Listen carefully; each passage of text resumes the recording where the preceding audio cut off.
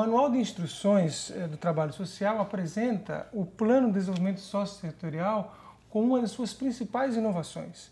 E esse é o tema da aula 10, que foi redigida pela Larene Almeida, que está aqui para ser entrevistada pela Ana Cláudia e por mim, para tratar desse assunto que é fundamental nesse nosso curso. E de imediato, nós já perguntamos o que vem a ser um plano de desenvolvimento socioterritorial e o que é determinante para que se possa elaborá-lo. Bem, o plano de desenvolvimento socioterritorial, ele é uma inovação porque pela primeira vez na política brasileira se tem um estímulo, na verdade, um incentivo para que se comece a pensar um território de uma forma mais integrada. O que a gente está vivendo hoje é que se pensa mais em poligonagem de intervenção. E a grande provocação do Ministério das Cidades é como articular essa intervenção numa área maior, como é que se comunica essa intervenção com a cidade. Então, basicamente, do que a gente está falando de plano de desenvolvimento socioterritorial? É um instrumento, ele é um documento que ele pode assumir uma grande função, inclusive de planejamento governamental, e para isso ele precisa ter alguns componentes. Basicamente, você tem que ter qual que estrutura mínima é essa, Claro, a identificação do proponente, isso é básico, a exigência do agente financiador, um diagnóstico da macroárea, e aí, no caso, nós recomendamos que sejam pelo menos 3 métodos adotados: o diagnóstico rápido urbano participativo, o DRUP, a pesquisa das organizações da sociedade civil, um mapeamento do mercado de trabalho, sendo que esses 3 instrumentos eles se complementam. É obrigatório a equipe fazer todos esses métodos ou se restringir esses métodos? Bem, é obrigatório que pelo menos, a recomendação que pelo menos tenha esses 3 e fica a cargo da equipe apropriar-se desses métodos, aperfeiçoá-los e agregar outros dependendo da avaliação que se faça. Bem, a parte dos diagnósticos, a partir disso a gente recomenda que se estabeleçam diretrizes. Essas diretrizes, na verdade, elas são campos temáticos porque a gente está falando de uma área de muita vulnerabilidade social. Então é preciso estar, as necessidades são infinitas, então é impossível que um PDST ele englobe e ele abarque todas as necessidades desse território. Então nesse sentido a equipe precisa definir dentro dessas necessidades quais são as áreas prioritárias. E a partir dessa definição dessas áreas prioritárias sejam estabelecidas ações que vai se criar um movimento para que realmente ele seja executado. Quais são os elementos determinantes para que a gente tenha um bom PDST? O que eu recomendaria? Uma capacidade técnica. Precisa ter uma capacidade técnica na elaboração desse documento. A gente trabalha com métodos diagnósticos, é preciso uma capacidade de planejamento para poder fazer essa articulação dessa área com a cidade, enfim, pensar o desenvolvimento socioterritorial. Mas quando começa isso, Larene? Quando a equipe de trabalho social que está em campo começa a pensar, fazer esses diagnósticos, é no momento do projeto arquitetônico, urbanístico, ou é depois? É preciso que essa equipe já tenha um contato com as comunidades? Como é que acontece isso e como é que se dá a interação com a comunidade? Ana, nossa recomendação é que no momento que se realize os estudos para o projeto de trabalho social, se faça também esses estudos para o PDST, porque isso vai poupar esforços da equipe. A gente entende que nesse início, digamos assim, a equipe já está voltada para o planejamento e nos preocupa um pouco se todo esse trabalho de estudo é deixado para o final, ou seja, a equipe já está envolvida nessa questão das obras, na pós-ocupação. Então, acho que exigiria um grande esforço dessa equipe. Claro, eles podem fazer, de acordo com a normativa, eles podem fazer até o final das obras. Mas eu acho que seria interessante, pelo menos, essa parte dos estudos que seja feito no início.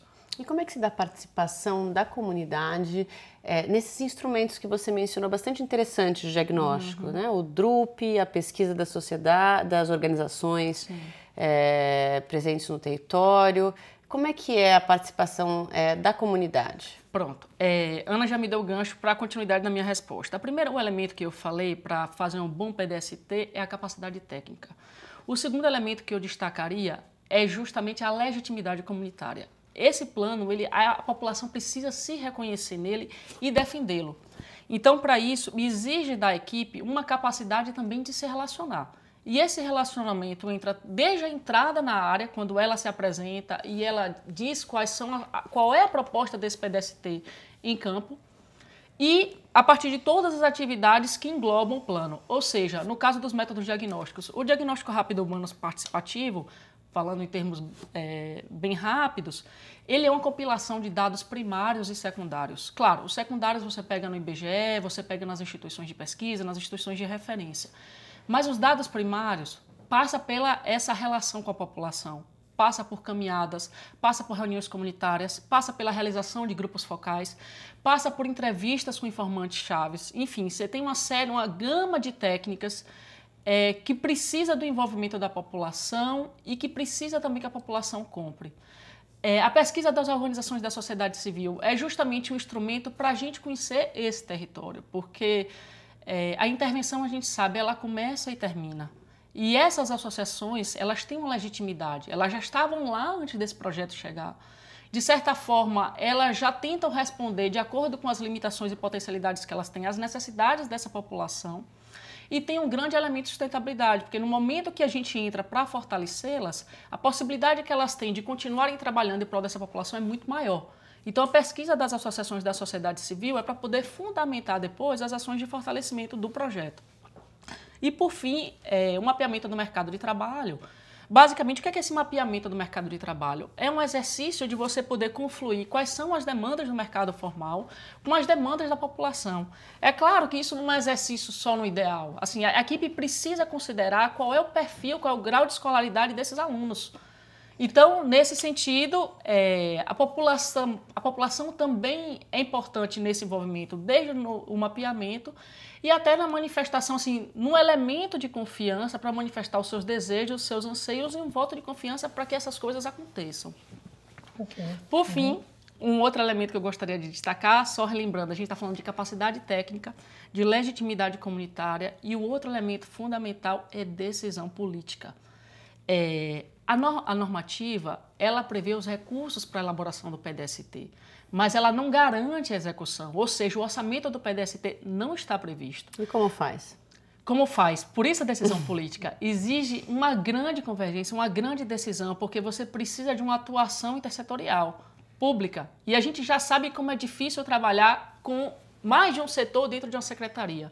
Imagina a convergência de várias secretarias. Então, assim, não quero ser simplória, às vezes a gente está usando muito a decisão política como um chavão, mas assim, nesse caso, o sucesso do PDST, para não que seja apenas um instrumento que a gente considere bonito e seja engavetado ou mande para impressionar o agente financiador, para ele funcionar, realmente precisa da decisão política. Mas, Larene, é possível funcionar? Porque eu já imagino a nossa audiência.